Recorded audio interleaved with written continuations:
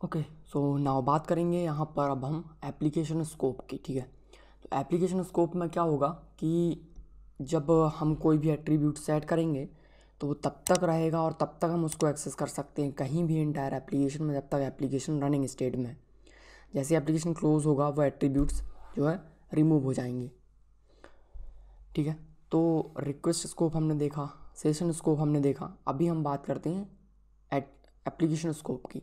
तो सबसे पहले जब मैं ABC सर्वलेट को रिक्वेस्ट सेंड कर रहा हूँ तो ABC सर्वलेट में मैं कुछ यहाँ पर वेरिएबल्स ऐड करता हूँ, कुछ वैल्यूज़ को ऐड करता हूँ एप्लीकेशन स्कोप में, एंड देन उसको हम देखेंगे हम उसको कहाँ कहाँ एक्सेस कर सकते हैं और कौन कौन से क्लाइंट्स उसको एक्सेस कर सकते हैं। ठीक है, तो अभी ABC सर्वलेट को रिक्वेस्ट आएगा तो यहाँ पर मैं क्या कर लेता हूँ, एक और लिस्ट क्रिएट कर लेता हूँ। मैं इस एरे लिस्ट को मैंने ऐसे कॉपी किया और इसको मैंने यहाँ पर पेस्ट किया। ये सेशन नेम्स थे, मैं इसको चेंज कर लेता हूँ, मैंने इसको कहा ऐप नेम्स। ठीक है, ना उस ऐप नेम्स में कुछ डेटा इंसर्ट कर लेते हैं। मैंने इसको यहाँ पे कॉपी किया, मैंने यहाँ पर कहा ऐप नेम्स और इसे मैंने ऐड किया ऐप नेम्स डॉट ऐड। ठीक है, तो ये जो लिस्ट मैंने क्रिएट की इसमें मैंने इसे ऐड कर दिया। अब मैं ये जो लिस्ट है इसे ऐड करूँगा एप्लीकेशन स्कोप में। तो एप्लीकेशन स्कोप का मतलब क्या है, सर्वलेट कॉन्टेक्स्ट में ऐड करना है। तो मुझे सर्वलेट कॉन्टेक्स्ट चाहिए तो मैंने यहाँ पर कहा गेट सर्वलेट कॉन्टेक्स्ट, तो इससे मुझे सर्वलेट कॉन्टेक्स्ट मिल जाएगा। एंड देन मुझे करना है servlet context dot set attribute. यहाँ पर आपको नेम पास करना, तो मैंने कहा ऐप डैश नेम्स और यहाँ पर मुझे ऑब्जेक्ट पास करना है तो मैंने यहाँ पर कहा ऐप नेम्स। नाउ सेव करेंगे। अब मैं इसको कहाँ कहाँ पे एक्सेस कर सकता हूँ उसके बारे में बात करेंगे। तो abc.jsp पे आते हैं और यहाँ पर इसको सबसे पहले एक्सेस करेंगे। तो मैं इसे कॉपी कर लेता हूँ, मैंने इसको पेस्ट किया। ना यहाँ पर मैंने कहा एप्लीकेशन स्कोप। अब एप्लीकेशन जो है सर्वलेट कॉन्टेक्स्ट है उसको एक्सेस करने के लिए हमारे पास इम्प्लिसिट ऑब्जेक्ट है जिसको हम कहते हैं एप्लीकेशन। तो एप्लीकेशन डॉट गेट एट्रीब्यूट मैंने यहाँ पर किया तो इससे मुझे मिल जाएगा ऐप नेम्स। ठीक है, या फिर आप डायरेक्टली यहाँ पर लिख सकते हो गेट सर्वलेट कॉन्टेक्स्ट, लेकिन सर्वलेट कॉन्टेक्स्ट लिखने से अच्छा मैं डायरेक्टली एप्लीकेशन लिखूँ जो कि एक इम्प्लिसिट ऑब्जेक्ट है। ठीक है, तो मैं इसको यहाँ पर एक्सेस कर सकता हूँ। ना मैं इसको कॉपी कर लेता हूँ। अब जहाँ कहीं पे भी आप हर एक सर्वलेट में, हर एक JSP में आप इस एप्लीकेशन स्कोप के वैल्यूज़ को एक्सेस कर सकते हो। तो अभी मैं XYZ जो JSP मैंने क्रिएट किया मैं इसको यहाँ पे भी प्रिंट कर देता हूँ। ठीक है, ना मैंने सेव किया, वापस आते हैं अपने यहाँ पर ब्राउज़र पे और उसको रीलोड करूँगा मैं। तो अभी आप देखेंगे क्योंकि मैं अभी कहाँ हूँ, XYZ सर्वलेट को मैंने रिक्वेस्ट सेट किया। तो XYZ सर्वलेट जब मैंने रिक्वेस्ट सेंड किया तो एप्लीकेशन में कोई स्कोप में कोई भी वैल्यू नहीं है। ऐसा क्यों? क्योंकि जो मैंने वैल्यू है वो मैंने कहाँ सेट की है, ABC सर्वलेट के अंदर। जब तक मैं ABC सर्वलेट को रिक्वेस्ट सेंड नहीं करूँगा ये जो एट्रीब्यूट है वो सेट नहीं होगा। तो अभी ये मेरे को मिल रहा है नल यहाँ पे। अब मैं क्या करता हूँ, किसी और क्लाइंट से इसको सेट करूँगा। ठीक है, मैंने आप वापस आया किसी और क्लाइंट में, यहाँ पर मैंने कहा लोकल होस्ट :8080/attributes_example/abc। तो मैं किसी और क्लाइंट से ABC सर्वलेट को रिक्वेस्ट सेंड कर रहा हूँ। और अभी क्या है, ये जो एप्लीकेशन स्कोप में मैंने जो वैल्यू उसको सेट किया किसी और क्लाइंट से। ठीक है, लेकिन अब मैं आऊँगा किसी दूसरे क्लाइंट में और दूसरे क्लाइंट से मैं XYZ को रीलोड करूँगा तो यहाँ पर भी आपको एप्लीकेशन में जो है डेटा मिल जाएगा। ठीक है, ऐसा क्यों हुआ? क्योंकि जो एप्लीकेशन स्कोप है वो एक सिंगल होता है, एप्लीकेशन ऑब्जेक्ट जो उस किसी सिंगल एप्लीकेशन के लिए एक सिंगल ऑब्जेक्ट होता है। अब एक क्लाइंट था, क्लाइंट ने क्या किया, ABC सर्वर को रिक्वेस्ट सेंड किया। तो ABC सर्वर जब रिक्वेस्ट सेंड हुआ तो इस ऐप के अंदर एक एट्रीब्यूट सेट कर दिया AP ऐप नेम्स।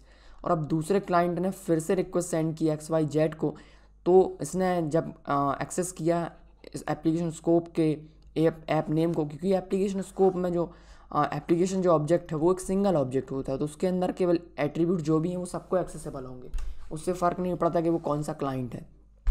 ठीक है, तो डिफरेंट क्लाइंट के लिए भी एप्लीकेशन एक ही ऑब्जेक्ट है। ठीक है, तो इन तीनों में यहाँ पर क्या डिफरेंस है?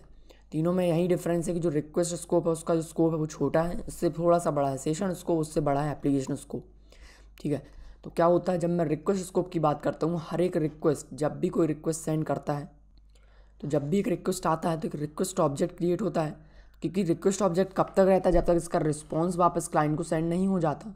ठीक है, तो जब मैं इसमें कोई एट्रीब्यूट सेट करूँगा तो वो कब तक रहेगा, जब तक कि वो रिक्वेस्ट जो है हैंडल नहीं हो जाता। अब बात करें अगर सेशन की, तो सेशन ऑब्जेक्ट कब तक रहता है, जब तक कि क्लाइंट का सेशन बना हुआ है, सेशन जब तक एक्सपायर नहीं हो जाता। तो ये अगर रिक्वेस्ट एक ही यूज़र ने अगर 2 रिक्वेस्ट भेजी, 3 रिक्वेस्ट भेजी, तो 3 रिक्वेस्ट ऑब्जेक्ट बने।